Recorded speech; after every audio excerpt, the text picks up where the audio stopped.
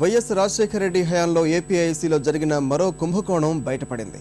వైఎస్కు ఆత్మీయుడు ఏపీఐసీలో కీలక పదవి నిర్వహించిన ఓ బాబు కనుసన్నల్లోనే ఈ తంతు సాగింది. పెట్రోల్ బంకు పేరిట తన అనుయాయులకు కోట్ల రూపాయల విలువైన భూమిని కారుచౌకగా కట్టబెట్టారు.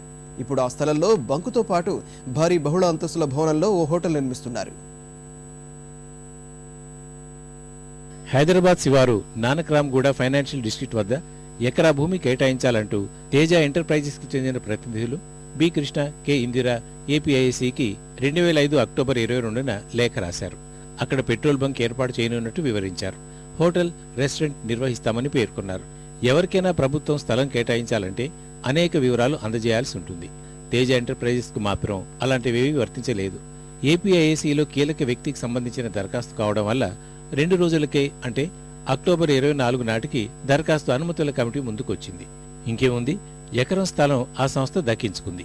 అయితే ఆ సమయానికి తేజ ఎంటర్ప్రైజెస్ కనీసం కంపెనీల రిజిస్టార్ వద్ద నమోదు కాలేదు. పెట్రోల్ బంకు కోసం చమురు సంస్థ నుంచి అనుమతి రాకముందే భూమి కావాలంటూ దరఖాస్తు చేసుకున్నారు. అత్యంత విలువైన ప్రాంతంలో ఉండే స్థలం అపరంగా కొట్టేసేందుకు తేజ ఎంటర్ప్రైజెస్ తరపున సదరు బాబు చక్రం తిప్పాడు. 20 కోట్లకు పైగా విలువైన భూమిని కోటిన్నరకే ఇప్పించుకున్నాడు. భూమి చేతికి చిక్కిన తర్వాతే పెట్రోల్ బంక్ అనుమతి తెచ్చుకున్నారు. ఇదంతా చూస్తే సర్కార్ భూమి దక్కించుకోవాలనే ఈ తతంగం జరిగినట్టు అర్థమవుతోంది. పెట్రోల్ బంక్ వ్యవహారం ముగిశాక హోటల్ నిర్మాణం కోసం బ్యాంకు నుంచి 21 కోట్ల రుణం తెచ్చుకున్నారు. బంక్ కోసం భారీ నిర్మాణం ప్రారంభించారు.